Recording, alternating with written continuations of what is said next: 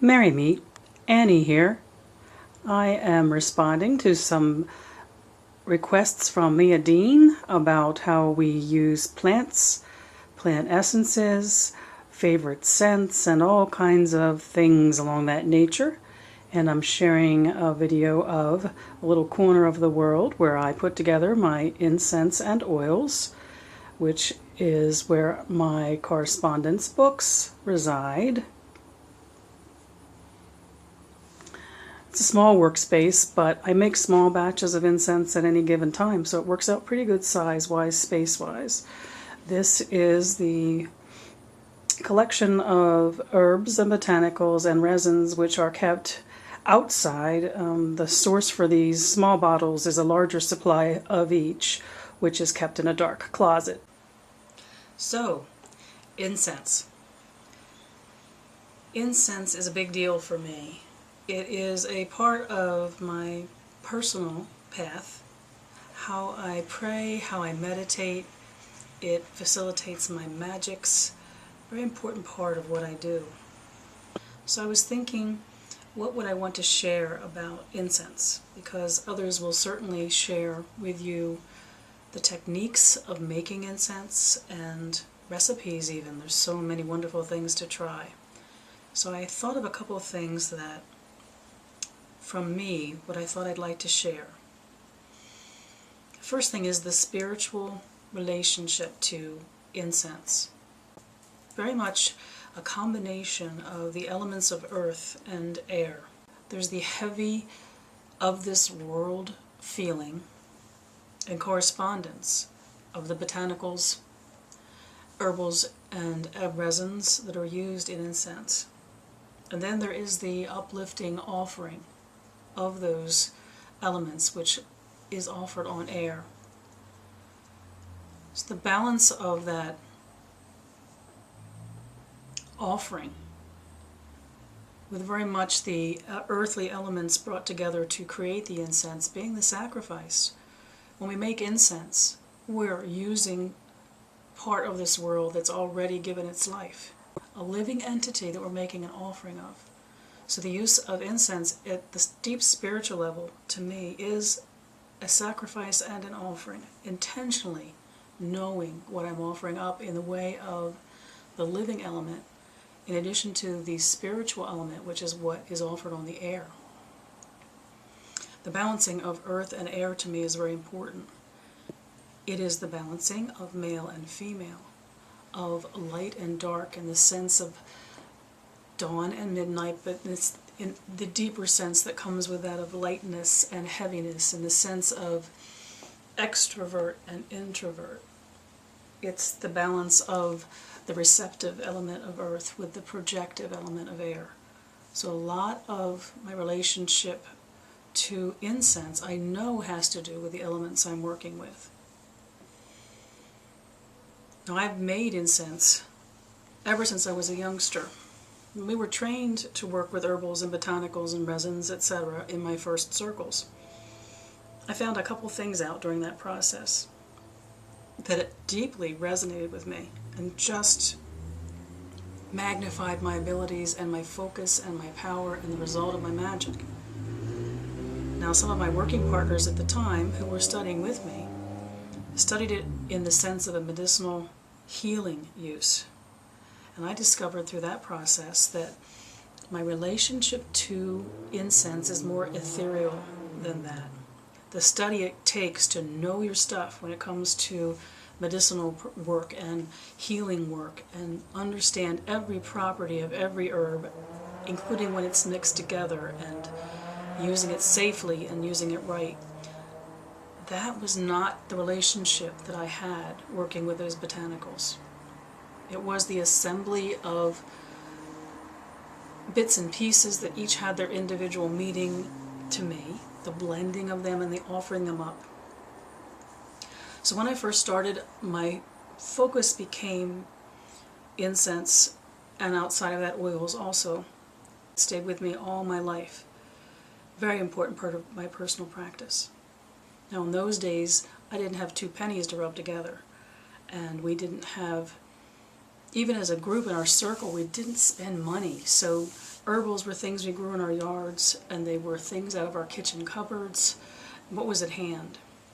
And that came in handy over the years whenever finances were limited, because being able to grab some rosemary or thyme or basil or mixing them all up and making incense right out of your kitchen cupboard is just wonderful. In the years that I was physically able to garden, to be able to dry my own botanicals and use them in incense, just amazing. Nowadays, I have a few pennies to rub together and I can afford to purchase sources, supplies for my incense, and I don't do that willy-nilly. Over the last decade at least, specifically, there's been a heightened sensitivity that some incense sources that we use traditionally in temple incense and church incense are now from endangered species, in great part because we have over-harvested because of the human desire to make these offerings. And some of my favorite scents I do not use the way I used to. In fact, most of them, if they're endangered, I don't use them at all. So some of my bases for my incenses have shifted and changed over the years, and that's allowed me to explore different mixtures. And I have favorite scents. I think that was part of the question that was asked. And in all honesty, they're all the heavy notes, they're all the base notes. It's a good process for me when I make incense, because I automatically go for the patchoulis and the ambers and all the resins and everything that's got that heavy temple feeling to it. I actually have to intentionally add in incenses that relate to other than the heavy earth elements. So if I'm going to grab eucalyptus or lemongrass or even rose or coriander, clove, any of the higher notes, I actually have to stop and think, and it's a spiritual process of blending those higher notes. No meditation and no spell work and no circle work, to me, excludes incense. It's always part of it. It's always some shape or form, not always formal. It may just be grabbing a few things and throwing them together. A great meditation is a plate with several different herbs, botanicals, or resins on it, and then willy-nilly mixing it here and there during meditation or during circle to produce certain results. But beyond that, there's the formal structure of developing certain formulas that you like to use over and over again, that represent certain things to you, that trigger certain responses, not only in your brain here in this world, but which resonate with the magic you're doing and just send up a vibration that aids your work that you're reflecting into the other world. It can be casual, it can be orchestrated. It's kind of like circle. Throw it together or ceremonialize it. You can do anything. Means a lot to me. And I think what I wanted to share in this video is the importance of incense as sacrifice and offering, and what it becomes when you blend that intent in with what you're doing as a spiritual offering. I also wanted to stress the importance of use what's at hand, use what you can afford. If I splurge on a special resin or I splurge on a special botanical, I use it short term for something special. I don't collect exotic items. I don't understand the value of spending the money on that. And I guess I also wanted to stress correspondences. You will learn, and you have learned if you're already working with your incenses, you will learn what each thing means to you. My correspondence notebooks are dog-eared. I use them constantly to inspire me to journal what worked, what felt this way, what felt that way.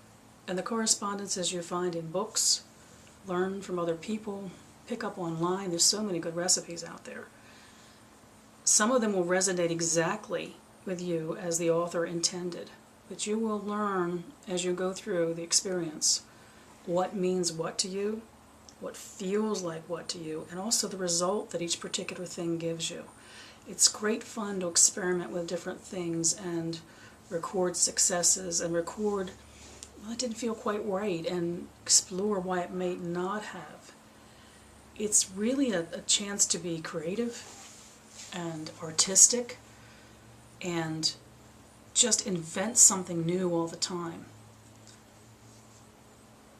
really important part of my private practice, and also part of what I bring to my circle as the incense bearer for my circle, who will lend incense created for specific intent to the circle for the night.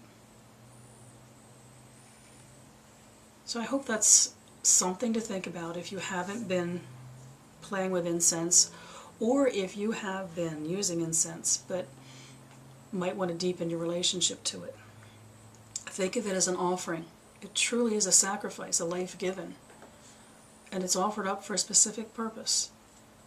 And whether that's lighthearted, serious working, reflective, whatever the intent of the working is, it is indeed an offering.